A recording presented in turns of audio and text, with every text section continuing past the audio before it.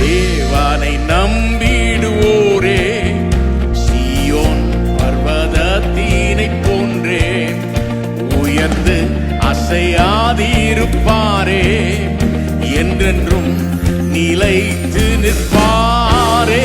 மாமலைகள் எருசலேமை சூழ்ந்து மதிலாய் நிற்கும் காட்சியினை